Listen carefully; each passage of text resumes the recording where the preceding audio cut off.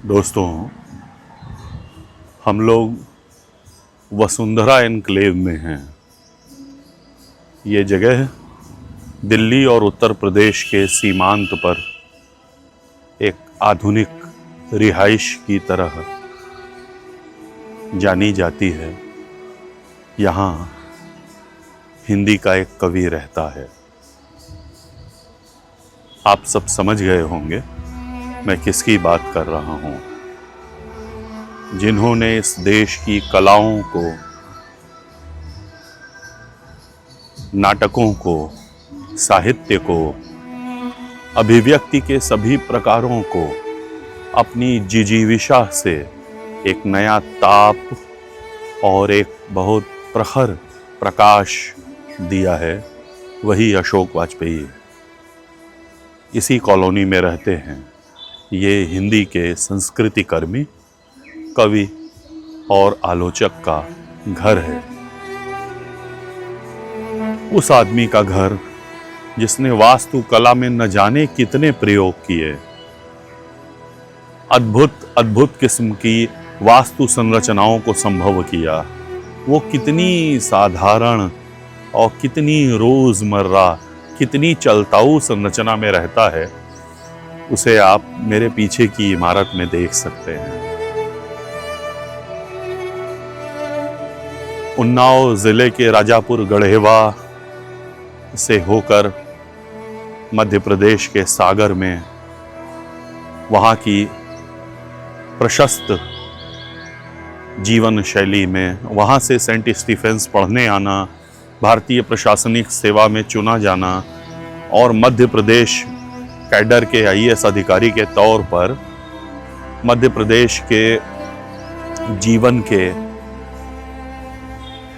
सुदूर अंचलों में घूमना, वहाँ पर काम करके दिखाना और अंततः भोपाल को अपने कामकाज की, अपनी कला योजनाओं की, अपने साहित्य चिंतन की राजधानी की तरह विकसित करना और भोपाल से मानो कविता के एतबार से, कलाओं के एतबार से, संगीत और नाटकों के एतबार से भोपाल जैसी जगह से पूरी दुनिया को संबोधित करना। अशोक वाजपेयी का पता तो भोपाल है दोस्तों, लेकिन वो रहते इस कॉलोनी में हैं। देखिए ना, वैसा विस्तृत, विस्तीर्ण, फैला हुआ प्रशस्त पाट छोड़ के हमारी नदी कैसे तो आदमी के लगाए हुए हरे भरे पौधों वाले गमलों और कैसी शहरी संरचना में रहता है। कई बार सोचने को मन होता है कि क्या यहाँ कोई कवि रहता है।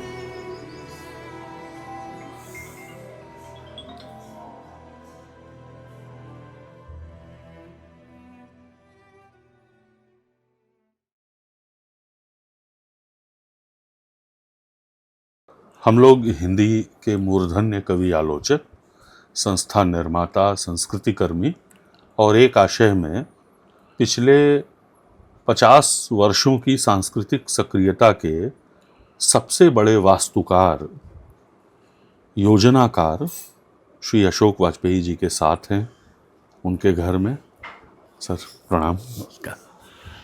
सर, हम लोग आपसे सवाल पूछने आए हैं और हमारा ये भी मानना है, ये ख्याल है कि पिछले 50 वर्षों में सबसे अधिक सवाल भी आप ही से पूछे गए हैं और सबसे अधिक जवाब भी आपने दिए हैं। तो वो भी एक पूरी रचनावली है।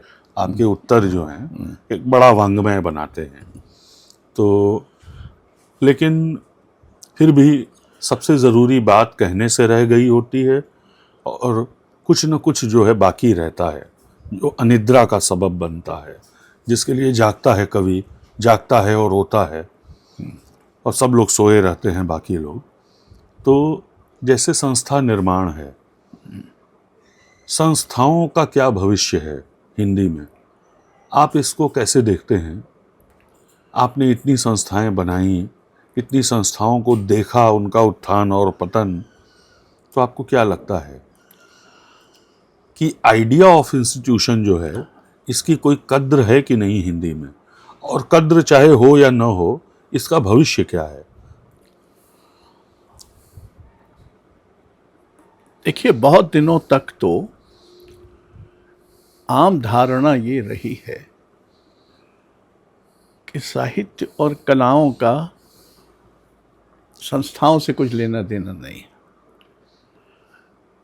कि संस्थाएं साहित्य और कलाओं के मार्ग में बाधक ही होंगी, ऐसी एक आम धारणा रही है। जबकि सही ये है कि साहित्य और कलाओं को भी एक संस्थागत ढांचा अपने पल्लवन पुष्पण के लिए चाहिए।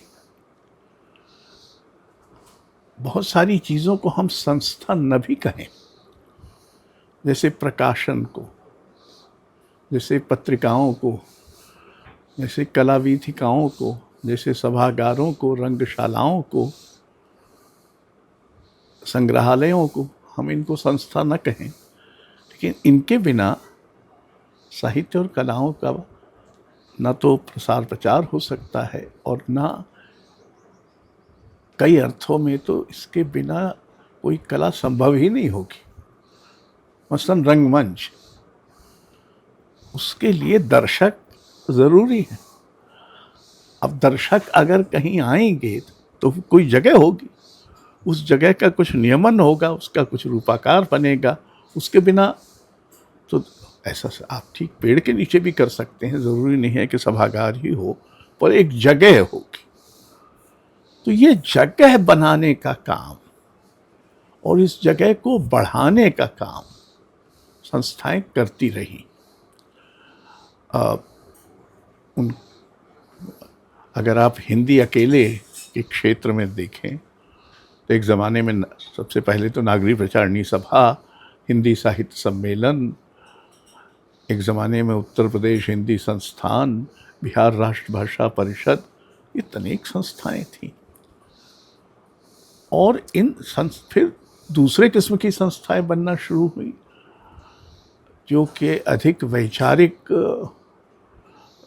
आधार पर थी, जैसे प्रगतिशील लेखक संघ, और उधर इप्टा, प्रोग्रेसिव आर्टिस्ट ग्रुप, यहाँ परिमल इत्यादि। तीसरी संस्थाएं थी शैक्षणिक संस्थाओं में हिंदी विभाग या और भाषाई विभाग। ये सब संस्थाओं के अलग अलग रूप हैं। अगर आप पिछले 50 वर्षों का जायजा लें तो आपको लगेगा कि वही हिंदी समाज जो एक ज़माने में निजी पहल पर शुरू की गई संस्थाओं जैसे नागरी प्रचारणी सभा और हिंदी साहित्य सम्मेलन या उधर बिहार राष्ट्रभाषा परिषद को पालता पोसता था, समर्थन देता था, उसी हिंदी समाज ने इन संस्थाओं को नष्ट करने का जैसे बीड़ा ही उठा लिया। नष्ट किया होगा कुछ लोगों ने, लेकिन समाज तटस्थ भाव से देखता रहा। न तो नागरी प्रचारणी सभा का जो ध्वंस हुआ उस समय हिंदी समाज ने कोई विशेष आपत्ति या कोई ऐसा कुछ नहीं किया। हिंदी साहित्य सम्मेलन का भी वही हाल हुआ, बिहार राष्ट्रभाषा परिषद का भी वो हाल हुआ, बाद में भारत भवन का भी जो हाल हुआ। इन सब को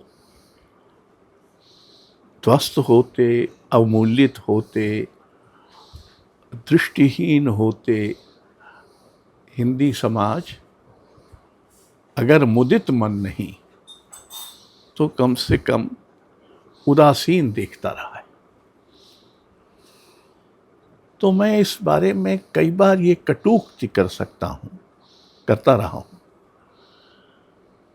कि ऐसी संस्थाएं सिर्फ हिंदी अंचल में नहीं बनी, भारतीय भाषाओं के कई अंचलों में बनी,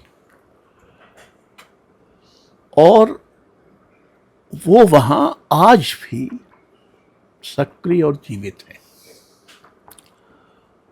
उनमें मतभेद हुए, झगड़े हुए। असम साहित्य सभा बरसों तक एक ही संस्था थी। बाद में हमारे ही मित्र हीरेन गोहाई, उन्होंने एक नई असम साहित्य सम्मेलनी बनाकर एक असहमतों की एक संस्था बना दी, मराठी साहित्य सम्मेलन वगैरह वगैरह। इनमें उतार चढ़ाव आते रहते हैं, इनमें आपस में मतभेद के कारण गतिहीनता या गतिशीलता दोनों आती रहती हैं। ऐसा कोई भाषाई समाज नहीं है भारत में, हिंदी समाज को छोड़कर, जो एक एक करके लगभग गिन गिन के अपनी संस्थाओं को नष्ट करता है। इलाहाबाद में एक जमाने में प्रयाग संगीत समिति होती थी। उस जमाने में इलाहाबाद का जो संगीत सम्मेलन होता था, वो पूरे भारत में कीर्ति निर्माता सम्मेलन होता था। बड़े से बड़ा उस्ताद हो, उसको अपने को आके इलाहाबाद के म्यूजिक कॉन्फ्रेंस में सिद्ध करना होता था। उदाहरण के लिए 10 वर्ष के शिवपुत्र सिद्धरमैया कोमकली जब गाने आए और सारे सामने बैठे बड़े बड़े उस्तादों को चकित कर दिया, तभी उनको नाम मिला कुमार गंधर्व। वो इलाहाबाद में हुआ। तो ये ऐसे आप सोचिए, ग्वालियर में तानसेन समारोह होता था। अभी खबर आई है कि उस पर खर्च जो है वो करोड़ों में होता है, और दर्शक जो हैं वो 15-20 होते हैं श्रोता। हमने उसका वो जमाना देखा जब मैंने उसका पुनराविष्कार किया था, जब 10,000 लोग जाड़े की रात को रात 8 बजे से सुबह 6 बजे तक बैठकर संगीत सुनते थे और 10 बजे फिर आ जाते थे। वाह! तो यही सब हुआ है। अब ये सब गायब है। तो हिंदी में, कम से कम हिंदी में, हालांकि ये शायद व्यापक रूप से दूसरी भाषाओं के अंचलों के बारे में सही होगा, हमारे यहाँ संस्थाओं को पालने पोसने, उनको चलाए रखने, उनमें नई ऊर्जा लाने, उनमें उत्तराधिकार को व्यावसायिक ढंग से, व्यावसायिक मतलब प्रोफेशनल ढंग से सुनिश्चित करने में किसी की दिलचस्पी नहीं। आप संसार के जो बड़े संस्थान हैं, न्यूयॉर्क फिलहार्मोनिक या बर्लिन फिलहार्मोनिक, शेक्सपियर कंपनी या बोल्शेविक थिएटर, ये सब राजनीति में परिवर्तन होता है, सत्ता में परिवर्तन, तो ब्रिटिश म्यूजियम, लूव्र, इनमें परिवर्तन होते हैं, लेकिन वो परिवर्तन उसके कार्य में या उसकी प्रासंगिकता में हस्तक्षेप नहीं करते।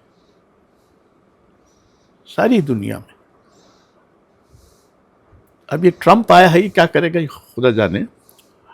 कभी कभी ऐसे दैत्य आ जाते हैं, लेकिन कुल मिलाकर पश्चिम में अपनी संस्थाओं को, खासकर साहित्य कला संबंधी संस्थाओं को और शिक्षा संबंधी संस्थाओं को भी में हस्तक्षेप राजकीय या राजनीतिक या विचारधारात्मक बहुत कम हुआ। वहाँ एक प्रोफेशनल्स की फौज है जो समाज तैयार करता है और फिर वो आते हैं। हर नया व्यक्ति नए ढंग से सोचता है, हो सकता है, तो हमेशा वो जो कुछ वहाँ होता आया है उस निरंतरता को जारी रखते हुए उसमें कुछ नया जोड़ता है, पर उस निरंतरता को बाधित नहीं करता, उसको दूषित नहीं करता, उसको उसका कोई विद्रूप नहीं बना देता जो हमारे यहाँ होता है। आप सोचिए कि एक जमाने में राज्य द्वारा स्थापित अनेक राज्य अकादमियां थीं, उन्हीं से पोषित उत्तर प्रदेश, भारतेंदु, क्या क्या,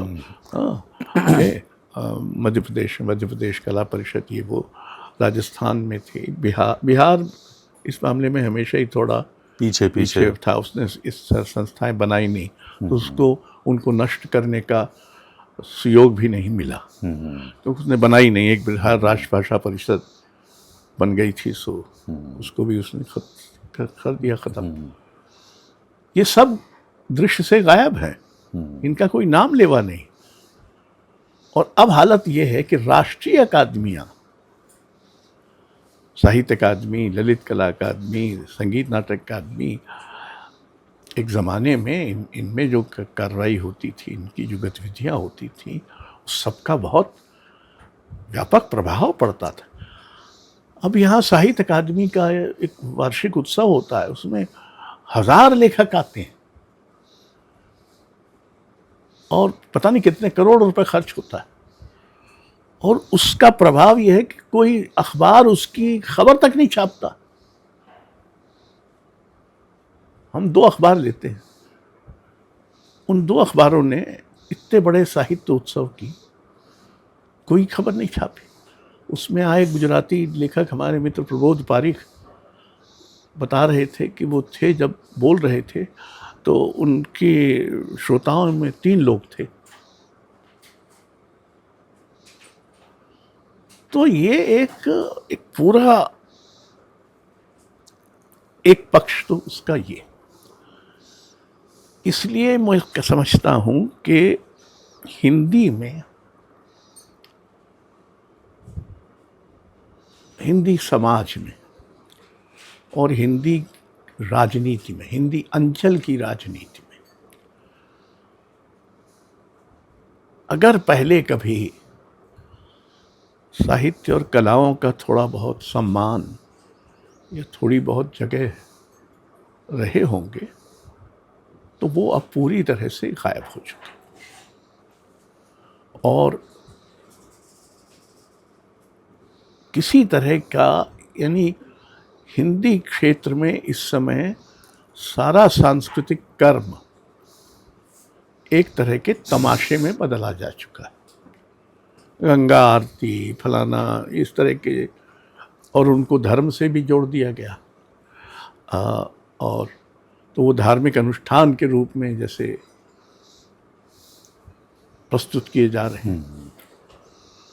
तो हिंदी अंचल की तो दशा बहुत ही खराब है। जब मैंने शुरुआत की थी 1970 के आसपास, तो कोई सरकार ने तय नहीं किया था या कांग्रेस पार्टी ने तय नहीं किया था कि भाई हमको संस्कृति क्षेत्र में कुछ करना चाहिए। ये तो हम चूंकि घुस गए थे सरकार में, तो हमने तय किया कि हम अपने अधिकार का उपयोग करके और हमको जो अवसर मिला है उसका उपयोग करके सरकार को सरकार से करवाएंगे, क्योंकि हमारी बात सुनी जा रही है तो हम सुनवाएंगे, अब करवाएंगे ये। और इसको हिंदी संसार ने कभी माना नहीं। खासकर वामपंथियों की तो ये होता है ना कि वो व्यक्ति की महत्ता को स्वीकार करने को तैयार नहीं। हर चीज़ सामाजिक, राजनीतिक, आर्थिक, शक्ति का प्रतिफल है। तो बहरहाल अब जो मैंने संस्थाएं बनाई, ये साहित्य की संस्थाएं तो मतलब अलग से नहीं थी। आदिवासी लोक कला परिषद थी, ध्रुपद केंद्र था, चक्रधर नृत्य केंद्र था, मध्य प्रदेश रंगमंडल था, रूपंकर कला संग्रहालय था, कालिदास अकादमी थी, उस्ताद अलाउद्दीन खान संगीत अकादमी थी। इन सब का मतलब कोई राजनीतिक उद्देश्य न तो था और ना हमने होने दिया, ना हमने कोई राजकीय हस्तक्षेप होने दिया। राज्य हस्तक्षेप करता तो मेरे माध्यम से, तो मेरे माध्यम से तो हस्तक्षेप होने की संभावना ही नहीं थी। तो एक नया मॉडल मैंने बनाने की चेष्टा की। मॉडल ये था कि राज्य का काम है कि जैसे वो अन्य क्षेत्रों में, कृषि में और आबपाशी में और वाणिज्य में और शिक्षा में और दुनिया भर की और चीज़ों में उसकी भूमिका है समर्थन की या पोषण की, वैसी उसकी जिम्मेदारी साहित्य कलाओं के क्षेत्र में भी है, संस्कृति के क्षेत्र में भी है। और ऐसा संयोग हुआ कि उस समय ऐसे लोग थे राजनीति में जिनको ये बात समझ में आई और उन्होंने स्वतंत्रता पूर्वक ऐसा करने दिया। पर ये कोई आसानी से हो सका मामला नहीं था, क्योंकि हिंदी समाज में एक तो जैसे बनारस में भी होगा, सो भोपाल में भी था, जैसा दिल्ली में भी है, मीडियोकरों की बड़ी भारी फौज है और वो ज़्यादा संगठित हैं, ज़्यादा मुखर हैं और ज़्यादा वाचाल हैं, ज़्यादा सक्रिय हैं। तो उन्होंने तो मेरी ज़िंदगी हराम कर रखी थी। और फिर वामपंथी जो जिनका ये था कि विचार तो सिर्फ हमारा है, बाकी विचार तो, और अगर हमारे विचार का वर्चस्व नहीं है तो संस्था बेकार। तो हमारा ये अक्षम्य पाप ये था कि हमने अपनी संस्थाओं पर किसी विचारधारा का वर्चस्व नहीं होने दिया। हमने अपने को खुले खतरनाक बीज का पूर्वग्रह कहा, तो हमारी इधर से भी मार पड़ी, उधर से भी मार पड़ी। मैंने अपने जीवन काल में भोपाल के ज़माने में 3000 नोट शीट लिखी होंगी अपने ऊपर लगाए गए किसी न किसी आरोप का स्पष्टीकरण देते हुए कि ये सही नहीं है, हमने ऐसा नहीं किया है, या हमने जो किया है वो क्यों किया है, वगैरह वगैरह। तो अब ये है। तो मेरा उदाहरण तो अगर आप छोड़ भी दें तब भी जो संस्थाओं का हाल है, और ये अकारण नहीं है मेरे हिसाब से। हमारी संस्थाएं जो बनी उनमें 2 तरह की संस्थाएं थी। ऐसी संस्थाएं जी जो निजी पहल से शुरू हुई, ना तो नागरी प्रचारणी सभा सरकार ने स्थापित की, न हिंदी साहित्य सम्मेलन स्थापित किया सरकार ने। तो ये तो स्वतंत्र थे, प्रेरणाओं का प्रतिफल थे। जब तक सामाजिक समर्थन रहा आया, हाँ, तब तक इन्होंने बेहतरीन काम किया। आज आप सोच भी नहीं सकते कि हमारा हिंदी साहित्य का जो इतिहास बोध है वो कहाँ से आया? इतिहास कोई बाजार में थोड़े बाजार में थोड़ी मिल रहा है था। कि आपको जाके ले आएंगे बाजार से दिलो जहां। और वो था जो नागरिक प्रचारणी सभा, और उसके काम ने वो इतिहास को, ऐतिहासिक साक्ष्य को हमारे सामने एक तरह से रखा। और इसलिए उसकी इतनी मान्यता थी, उसकी प्रतिष्ठा थी, प्रामाणिकता का वो एक प्रतिमान थे। क्यों थी? और ये कोई सरकारी प्रयत्न से नहीं हुआ था। और इसी समाज ने धीरे धीरे अपने को राज के हवाले कर दिया। नागरिक प्रचारणी सभा में जो हुआ वो राज के षड्यंत्र से ही तो हुआ। बिल्कुल। और तब तक क्योंकि हिंदी में राज को ही समाज मानने की आदत बन चुकी थी, समाज सीधे कुछ नहीं करना चाहता था, सब कुछ राज भरोसे था या राम भरोसे था, तो ये हालत होना लगभग अनिवार्य था। और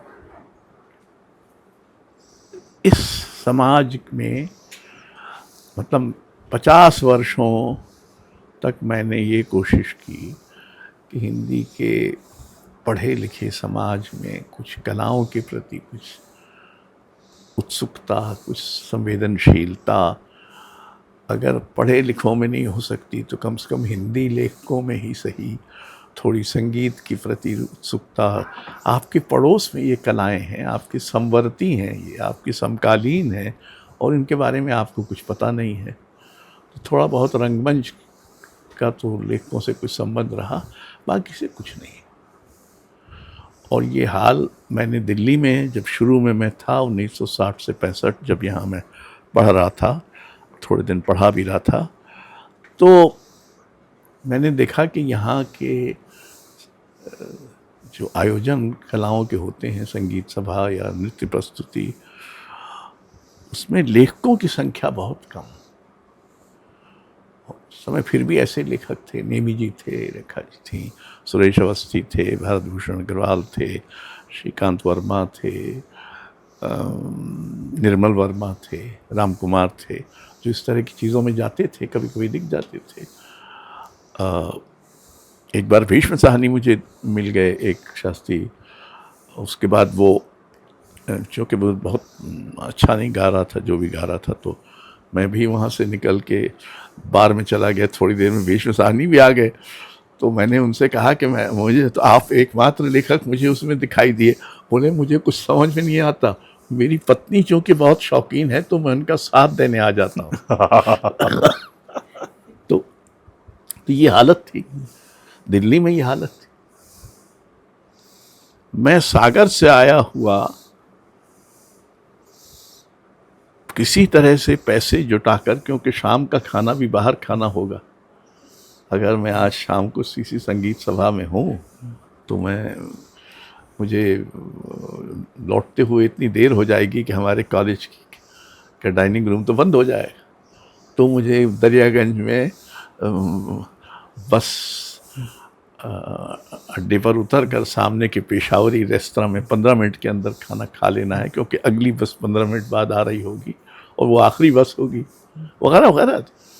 पर और मुझे कोई अपनी पीढ़ी के, और अब जब सबसे अधिक हिंदी लेखक इस समय दिल्ली में है, संख्या के मान से, संख्या से, हाँ, उनका 1% भी, 1% किसी गैर साहित्यिक आयोजन में नहीं जाता, न किसी प्रदर्शनी में जाता है, न किसी संगीत सभा में जाता है। नाटक में एक आध बार चला जाता हो, अब तो वो भी कम हो गया। किसी प्रदर्शनी में नहीं, हुसैन की प्रदर्शनी लगी है, राम कुमार की लगी है, रज़ा की लगी है, स्वामीनाथन की लगी है, कोई उत्सुकता नहीं। हिंदी के ज़्यादातर लेखक दिल्ली में, या तो पत्रकार हैं, अध्यापक हैं, हर एक के पास गाड़ी है अब तो, वो सब है, लेकिन कोई रुचि नहीं, इच्छा शक्ति नहीं है। कहीं थोड़ा बहुत भी प्रयत्न करने की कोई।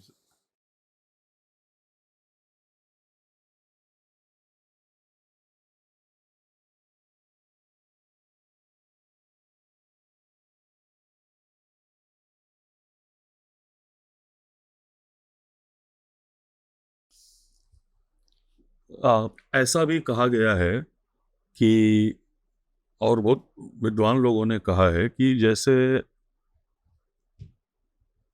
ये संभव है कि एक संस्था का उद्देश्य सिद्ध हो गया हो, उसने जो संकल्प लिए हो अपनी स्थापना के समय वो पूरे हो गए हों। हम लोग पढ़ते हैं कि महात्मा गांधी ने ऐसी ही सलाह दी थी कि कांग्रेस को विघटित करके एक नया संगठन कोई बनाना चाहिए देश चलाने के लिए। तो क्या संस्थाओं के बारे में, और आपने संस्थाओं की बहुत अच्छी व्याख्या की है कि ये सारे प्रकल्प जो हैं दरअसल संस्थान ही हैं, रंगमंच करने की जगह, बातचीत करने की जगह है, प्रदर्शनियों की वीथिकाएं आदि आदि। तो क्या किसी संस्था के बारे में आपको ऐसा लगता है कि उसका काम पूरा हो गया, उसको बंद हो जाना चाहिए, उसका उद्देश्य सिद्ध हो गया? हो सकता है ये बहुत दुख में कही गई कोई बात हो, निराशा। नहीं, देखिए, ज्यादातर संस्थाओं के उद्देश्य इस तरह के होते हैं, ने खुले हुए से, कि अगर कोई पुराना उद्देश्य उसमें पूरा भी हो जाए तो कुछ ना कुछ ऐसा बचा रहता है जो करने की जरूरत होती। एक बात, अब जैसे मान लीजिए संगीत नाटक अकादमी है, उसका उद्देश्य क्या है? उसका उद्देश्य है कि भाई जो संगीत नाटक और नृत्य के क्षेत्र में हो रहा है उसको प्रोत्साहित करना, उसको। तो ये उद्देश्य तो कभी पूरा होगा ही नहीं, क्योंकि जब तक शास्त्रीय संगीत में, नृत्य में, रंगमंच में नए नए लोग आते रहेंगे, नई नई प्रवृत्तियां होती रहेंगी, नए नए, तो उसका काम तो बना रहेगा। होता क्या है कि अनेक क्षेत्रों में, और ये व्यापक रूप से, इसको कहने में संकोच जरूर होता है, लेकिन सच बात यह है कि अब मूर्धन्यों का युग समाप्त हो चुका, का युगांत हो चुका, सूर्यास्त हो चुका। आप सोचिए कि शास्त्रीय संगीत का एक उदाहरण दे कि किशोरी अमोनकर अभी 1-2 साल ही पहले गई, वो आखिरी मूर्धन्य थी, उसके पहले जितने और मूर्धन्य थे सब जा चुके। किशोरी अमोनकर 20वीं शताब्दी की कलाकार है, लेकिन वो मूर्धन्य बनी रही 21वीं शताब्दी के 2 दशक तक, और उनको या और मूर्धन्यों को अपदस्थ करने वाला या उनकी बिरादरी में शामिल होने वाला कोई कलाकार नहीं है, न कोई गायक है, न कोई वादक है। और ये मामला सिर्फ ये नहीं है कि हम लोग अब मूर्धन्य को कुछ कम पहचानने लगे, और पहले मूर्धन्यों की पहचान, भाई रविशंकर, अली अकबर वगैरह तो मूर्धन्य की मान्यता तब मिल गई थी जब वो लगभग जवान थे।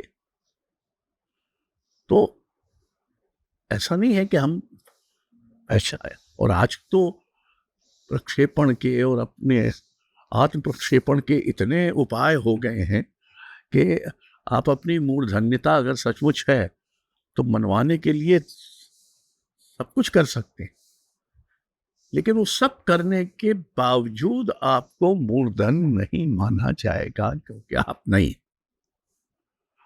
तो ये जो स्थिति है, रंगमंच के क्षेत्र में बहुत सारे नए नए लोग हैं, नए निर्देशक हैं, नए ढंग से, लेकिन अभी भी जो अलकाजी या कारंत या हबीब तनवीर का स्तर था उस तक कौन पहुंच रहा, इसको कह सकते हैं कि ये हाँ वहां जाने के। अब नृत्य में उत्तर भारत में कथक में बिरजू महाराज हुए, उसके बाद अच्छे नर्तक हुए, लेकिन मूर्धन्य कौन हुआ? बिरजू महाराज के साथ मूर्धन्यता समाप्त हो गई।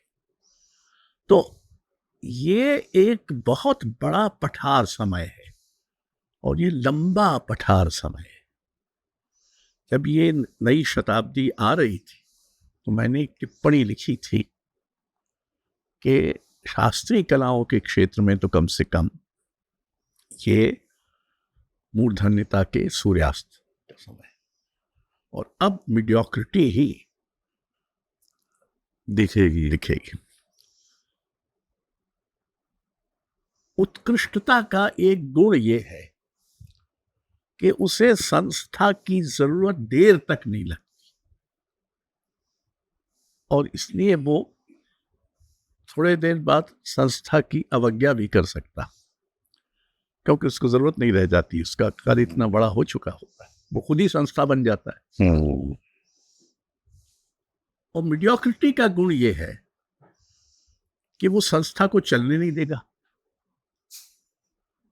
क्योंकि वो संस्था जो है अगर उसके आत्म प्रक्षेपण या आत्म संवर्धन में मददगार नहीं सिद्ध हो रही है, तो या तो वो नष्ट हो जाए, या उसको ऐसे ध्वस्त, ऐसे विकृत कर दो कि वो उसके आत्म प्रक्षेपण में लग जाए।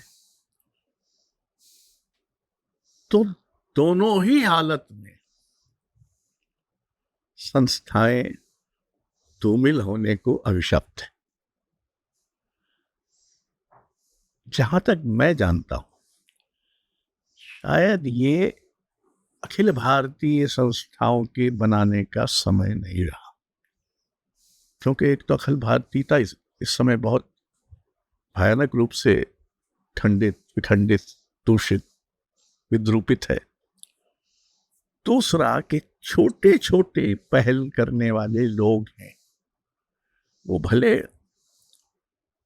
जरूरी तौर पर मूर्धन्यता की कगार तक न पहुंच पाए, लेकिन अपने अपने क्षेत्रों में, जैसे रंगमंच इत्यादि में, ललित कला के क्षेत्र में तो बहुत अधिक, सबसे अधिक नवाचार इस समय ललित कला में, और सबसे अधिक नवाचार का छद्म हिंदी में। मतलब अंग्रेजी के 3 शब्दों का इस्तेमाल एक वाक्य में करके आपको लगता है कि ये भाषा में नवाचार है, और कहानियां ऐसे लिखी जा रही हैं, उपन्यास ऐसे लिखे जा रहे हैं जिनमें कोई सिर पैर नहीं है, जिनका कोई अगर आप याद करें तो एक जमाने में छोटे उपन्यासों की हिंदी में यकायक बहार आ गई थी। उसका बचपन खुशबल देव बैत का, एक होते थे रुद्र क्या काशिके, बहती गंगा, बहती गंगा,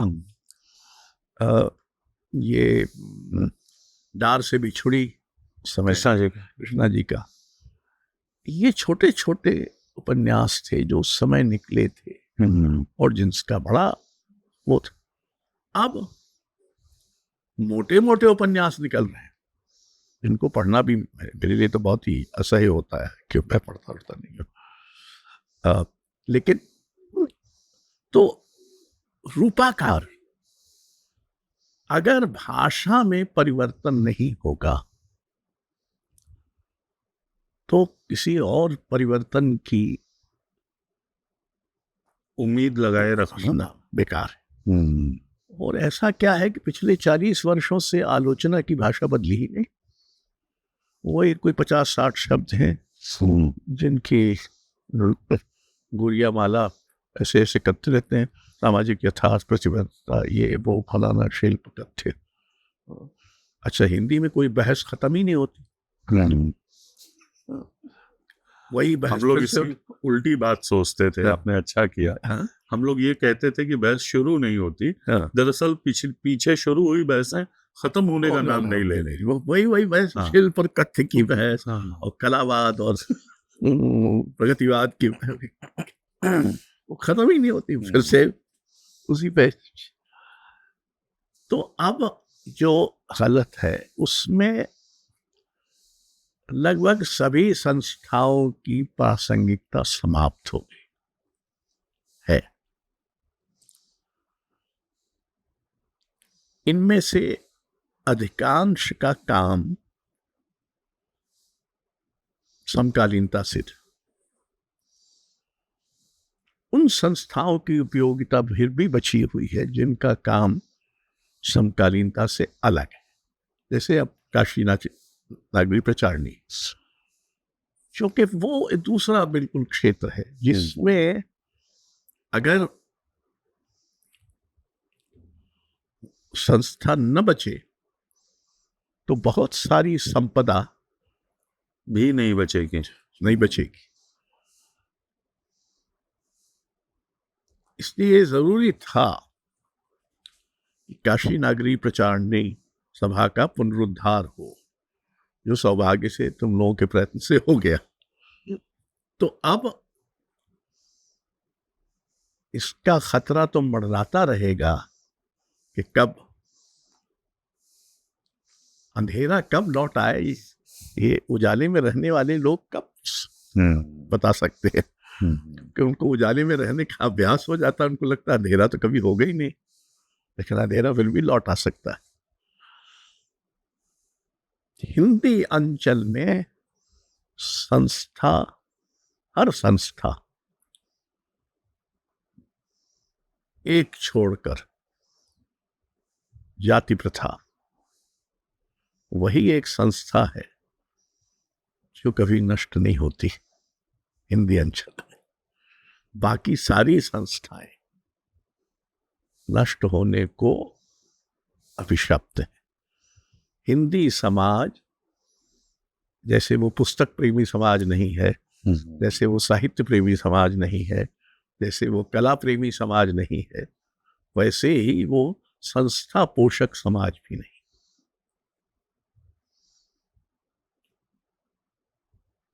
इसीलिए हम लोगों ने एक और कोशिश की, रजा फाउंडेशन के माध्यम से, वो भी संस्था है बिल्कुल। अब उसका कोई तरह की परिसर नहीं है और वो ऐसा तामझाम नहीं है, पर हमने सोचा कि अगर वो करने लगेंगे तो फिर मंडराएगा खतरा कि जमीन लो, फिर जमीन पे कोई कब्जा कर लेगा, फिर कोई ये हो जाएगा, फिर वो हो जाएगा। तो क्या ऐसा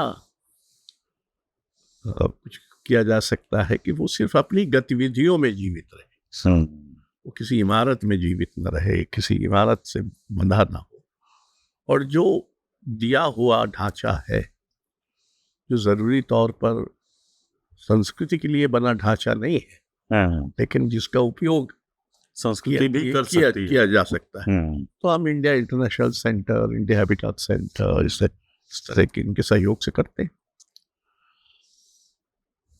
तो एक तरह से जो भारत भवन से हम लोगों के जाने के बाद उसका जो पतन हुआ, तो अब रजा फाउंडेशन भारत भवन है बिना परिसर के। हमारे पास वो परिसर नहीं है, पर जो गतिविधियां हैं वो वही है जो एक तरह से भारत भवन में होती, अगर वो ठीक ठीक रास्ते पर चल रहा होता। तो अब नहीं है तो नहीं। तो संस्था के ढांचे भी बदल सकते। जो संस्थाएं ईंट गारे की इमारत पर बहुत ज्यादा निर्भर या मुनस्सर हैं, उनको खतरा ज्यादा है, क्योंकि इस समय तो जमीन हड़पों और जायदाद, इस तरह की चीजें और उसके बौद्धिक संपदा को हाँ उसकी भौतिक रकबे में घटा के देखने की जो व्यवसायी निगाह है, है, तो वो तो अब भयानक हम्म, रूप से उरूज पर है। उससे कैसे बचेंगे आप? तीसरी बात यह है कि ये सब होते हुए भी हम जैसे लोग, जिनकी आधी से ज्यादा जिंदगी संस्था बनाने में ही गुजर गई, संस्था बनाना छोड़ नहीं सकते, क्योंकि दूसरों के लिए सपना देखना ही असली सपना देखना, और वही आपको जीवित रखता है। इन संस्थाओं में जाकर, जिसे मैं ललित कला अकादमी का अध्यक्ष बना, पहले मेरे मन में संशय था, फिर मैंने सोचा मेरा प्रशासनिक अनुभव इत्यादि है तो मैं उसको पलट दूंगा। मैं नहीं पलट पाया, क्योंकि उसका जो अपना ढांचा है और उसमें जो भ्रष्टाचार और लेट लतीफी और आलस्य इत्यादि है, उसको पलटना तो वो एक सीमित क्षेत्र में कलाकार जो से बिल्कुल अलग हो गए थे, वो हमारे समय में वापस आने लगे, पर जब तक हम रहे तब तक वो वापस आए। फिर चले वो जो अलगाव था वो फिर स्थापित हो गया। एक और दिक्कत है जो शुरू से है, भारत भवन के जमाने में जब भारत भवन से हम लोगों को निकाला गया, पूरे भारत में प्रोटेस्ट हुए थे। बंगलोर में धरना दिया गया, दिल्ली में, भोपाल में, वगैरह वगैरह, और तमाम लोगों ने स्टेटमेंट जारी किए। हमने उसके बाद में एक संग्रह बनाया था, वो ऐसा कौन है जिसका नाम ना हो, सत्यजीत रे और रविशंकर और मल्लिकार्जुन मंसूर और जितने नाम लीजिए वो सब उसमें। लेकिन धीरे धीरे दूसरी संस्थाओं का जो ध्वंस हुआ, उनमें जो हस्तक्षेप हुआ, इसका संस्कृति के मूर्धन्यों ने भी कोई विरोध नहीं किया। जैसे काशी नाजमी प्रचारणी सभा, क्या हिंदी साहित्य जगत ने इसका कोई विरोध किया? कुछ नहीं। उसका कारण शायद ये भी रहा हो कि वो एक घटना की तरह घटित नहीं हुआ। वो जैसे कोई इमारत अचानक उसमें पानी चूने लगे और वो धीरे धीरे धीरे करके उसका क्षय हो, जिसको एक घटना में पहचाना न जा सके। जैसे आपको जब हटाया गया तो वो एक पूरे मंडल को जो सर्जना के काम से, सृजन से जुड़ा हुआ था, उसको हटाना एक घटना बन गया, वो अखबारों की सुर्खियां बना। तो प्रोटेस्ट करना थोड़ा सा आसान था, क्योंकि घटना दिखाई दे रही थी सामने। सभा एकदम बेआवाज चुप्पा ढंग से धीरे धीरे धीरे करके पहले उसको लोगों की निगाह से छिपा लिया गया और फिर उसके भीतर जो है नुकसान हुआ। और तो हिंदी ऐसे हिंदी साहित्य सम्मेलन, हाँ हिंदी साहित्य सम्मेलन, नागरिक प्रचारणी, मतलब आपकी इस बात पे तो कोई शक ही नहीं है कि हिंदी समाज निस्संग होकर के देखता है, इन घटनाओं को खराब होते हुए देखता है, खराबियां देखता चला जाता है और हस्तक्षेप नहीं करता, कुछ बोलता नहीं। और ये बात आज उसी इलाहाबाद में हालत ये है कि अगर मैं व्याख्यान देने के लिए जाऊं तो कोई वेन्यू नहीं। वो एक इंडो अरबिक या एंग्लो अरबिक स्कूल का सभागार है या एक क्रिश्चियन कोई इंस्टीट्यूट है उसका सभागार है।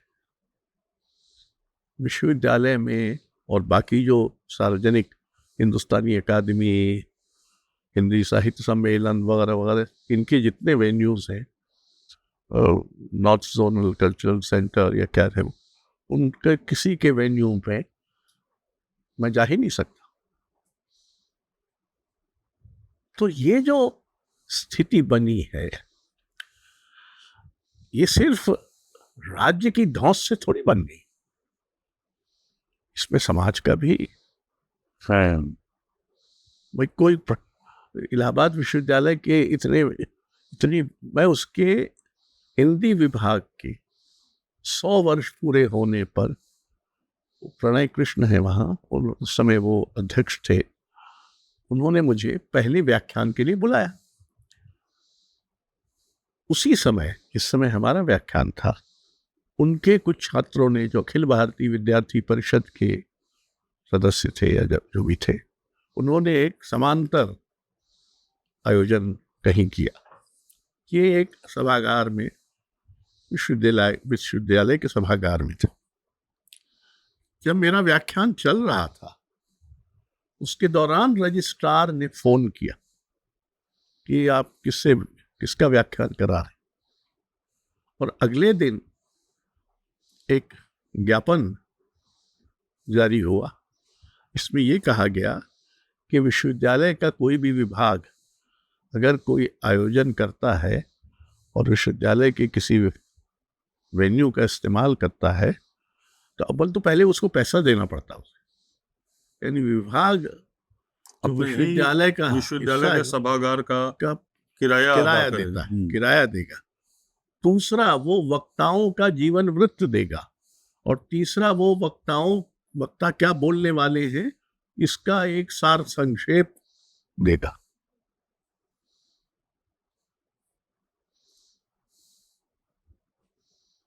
हमने कोशिश की थी कि इलाहाबाद इतना बड़ा केंद्र रहा है साहित्य का, तो वहाँ कुछ सब बंद हो गया। एक ज़माने में जब गोविंद चंद पांडे थे, रामस्वरूप चतुर्वेदी थे, तो इलाहाबाद म्यूज़ियम, वो भी मैंने गोविंद चंद पांडे से कहा था कि इलाहाबाद म्यूज़ियम को इलाहाबाद की बौद्धिक साहित्यिक परंपरा का एक केंद्र जो है बन सकना चाहिए, केंद्र बनना चाहिए। तो उन्होंने रामस्वरूप चतुर्वेदी जी को एक काम सौंपा, और उन्होंने कई लोगों के व्याख्यान कराए उसमें, जो इलाहाबाद में थे और अब इलाहाबाद में नहीं है, वो लोग जो इलाहाबाद आते रहे हैं वगैरह वगैरह। जब वो सब इलाहाबाद सभागार बंद हो गया, जब म्यूजियम का, विश्वविद्यालय का ये बंद, तो हमने उनसे कहा कि भाई आप ये जो है ना, क्या नाम है उनका, सूर्यनारायण और विवेक निराला, कि वहाँ एक ऐसा मासिक आयोजन करो जिसमें वहाँ जो लोग रहे हैं पहले उनको याद करो। जगदीश गुप्त थे, शाही थे, रघुवंश थे, और तमाम प्रकाश चंद्र गुप्त थे, ये अपने जमाने में नीलाभ जी थे, ये सब, अरे अश्क जी थे, तो इन सबको तो अब कोई जगह नहीं।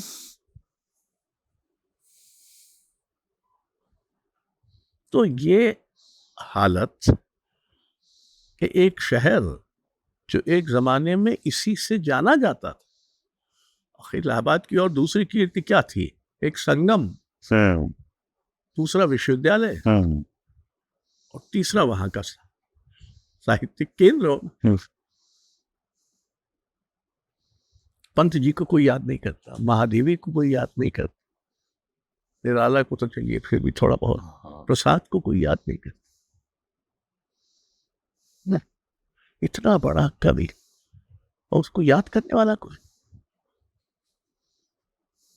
यानी बनारस में ही नहीं है।